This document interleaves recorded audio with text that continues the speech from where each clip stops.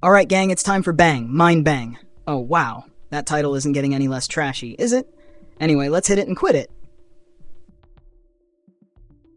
Is Superman really a fascist cream dream? Or how Captain America stopped worrying and became America's ass? When you stack DC's Superman, Marvel's Captain America, and Nietzsche's Übermensch side by side, you've got one hell of a philosophical cage match.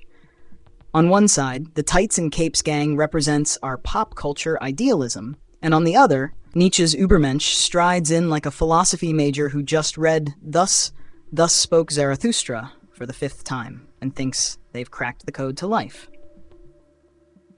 Superman. The classic Boy Scout Superman is the ideal, right? Truth, justice, and the American way. He's the moral compass we all pretend we want, but secretly hate because he's too good to be true. The guy doesn't lie, cheats only at chess against Lex Luthor, and probably feels bad for stepping on ants. He's like that one overachieving kid in class who reminded the teacher about homework. But what makes Superman fascinating is his internal struggle. He's not just the Übermensch on steroids, he's the Übermensch with a side of existential crisis.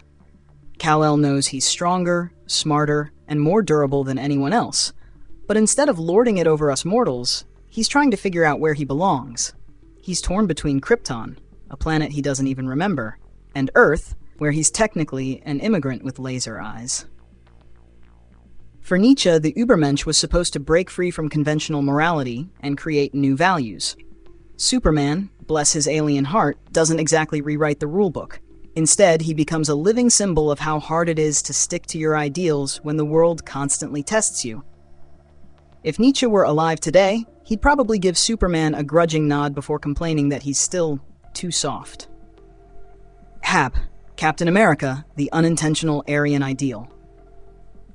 Captain America, the literal super soldier who could bench press a Buick and still look good in spandex. Steve Rogers is everything America thinks it is. Brave, selfless, and always ready to punch Nazis. But here's the hilarious irony. Cap's serum-enhanced physique is basically the blueprint for what the Nazis wanted in their Aryan Übermensch. Blonde, blue-eyed, and jacked. He's the guy Hitler was trying to cook up in a lab. Except, Steve would have punched Hitler in the jaw without hesitation. That's the twist. Captain America's super soldier status was used to fight against fascism, even though the whole super soldier concept screams eugenics. It's like creating the ultimate sports car just to drive it to the farmer's market. It's noble, but also kind of funny when you think about it. And unlike Nietzsche's Übermensch, who's supposed to transcend traditional morality, Cap doubles down on old-school values. He's got the kind of black and white morality that doesn't exactly vibe with modern cynicism, but you can't help but root for him. He's the guy who'd return your wallet, mow your lawn, and bake you cookies, all before breakfast. The Übermensch. Now, Nietzsche's Übermensch is a whole different animal. He's not here to save you or stop a train. He's here to rewrite the rules of life itself. The Übermensch isn't bound by morality, religion, or societal expectations. He's like the ultimate life hacker, but instead of optimizing productivity, he's optimizing existence. Think of him as the guy who'd say, "Your moral compass? Cute. I made my own." The Übermensch doesn't care about being good or evil because those are human constructs. He's all about embracing life in all its chaotic, messy glory and creating his own values. In contrast, Superman and Captain America stick to the script, one saving cats from trees, the other delivering patriotic speeches. The face-off. Who's winning? So, how do these three stack up? Superman's the golden retriever of the bunch, loyal, morally upright, and a little too perfect for his own good. Captain America's the golden retriever with PTSD, still loyal, but carrying the weight of the world on his very broad shoulders. Meanwhile, the Übermensch is the independent cat who looks down on both of them and says, "I don't need you. I have my own thing going on." Here's where it gets fun. Nietzsche's Übermensch would probably roast Superman and Cap for being too tied to outdated ideals. He'd call Superman a cosmic goody two-shoes and Cap a walking propaganda poster. But Superman and Cap would tag-team him right back, pointing out that creating your own values is all well and good until someone decides their new moral code involves stealing everyone's lunch money. The irony of the ideal. The biggest twist? Captain America, the guy fighting Nazis, fits the physical mold of what Nazis wanted to create. It's like irony wrapped in spandex. Meanwhile, Superman, an alien, becomes a symbol of immigrant success and assimilation in America. And the Übermensch? He's the guy standing in the corner sipping his overpriced espresso, thinking he's better than everyone else, but never actually helping when the world's on fire. At the end of the day, all three represent different takes on what it means to be human. Or superhuman. Superman and Cap are aspirational, showing us what we could be if we lived up to our ideals. The Übermensch is aspirational in a different way, urging us to break free of the herd and forge our own path. Whether you're into Nietzschean philosophy, comic book heroics, or just enjoy watching people in capes punch things, there's something here for everyone. So that mind bang wasn't so hard now, was it? Let's see if the next subject is a little softer. Scratch that. I mean, don't scratch anything. Or something, or I can't win. Let's just get to the next segment.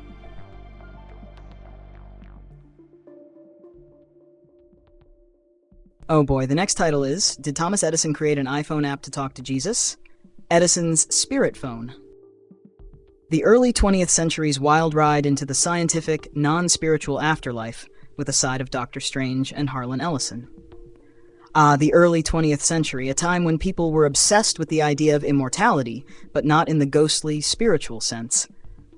No. They wanted immortality through science. Because why wouldn't you?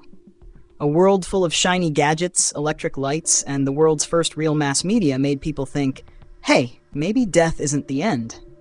Maybe it's just a technological problem waiting to be solved. And no, this wasn't just about pulling a Frankenstein and stitching people back together.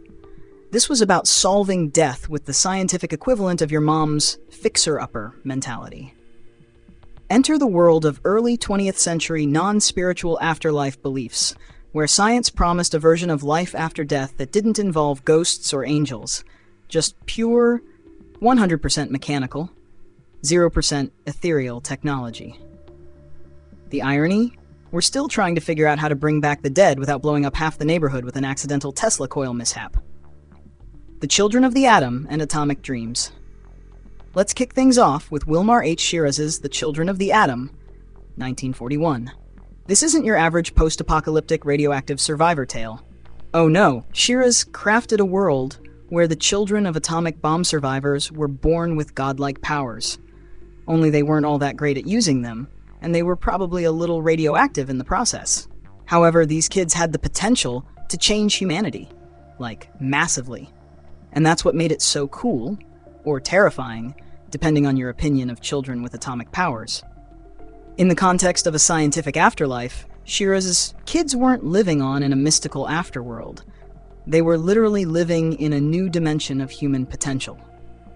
They were the next step in human evolution, a better breed of human made possible by the scientific breakthroughs of atomic energy. What could go wrong? In other words, it's not about soul survival, it's about atomic-level evolution. This is the kind of science that made people think, yeah, we could totally unlock the secret to life after death, just as long as it involves a lot of nuclear stuff. Edison's spirit box, where technology met ghosts, sort of. Now, speaking of 20th century technoscience attempts to reach the afterlife, let's talk about Thomas Edison. Because why not? The guy who basically invented the modern world's power grid and possibly the electric chair had a wild little side project. He was trying to build a spirit box that could communicate with the dead. Yeah, this guy wanted to phone up your great-grandpa and ask if he could help with the crossword puzzle. Edison, in his eternal quest for the ultimate invention, probably to get people to stop asking him for free light bulbs, thought science could answer humanity's deepest questions, including the afterlife. He was all about electricity being able to capture the essence of life, or more specifically, of death. Basically, Edison theorized that after death, the body's energy could still linger, and the right electrical contraption might make that energy talk back.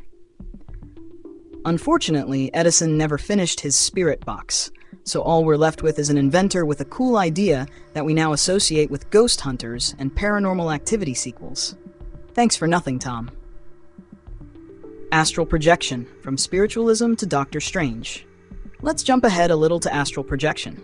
Ah, yes, that time-honored tradition of leaving your body and flying around like an ethereal version of your actual self. In the early 20th century, this was a major deal. People were trying to master the art of astral projection, like actually leave their bodies behind and travel through other planes of existence. They thought it was science, but it was really just spiritualism with a new age vibe.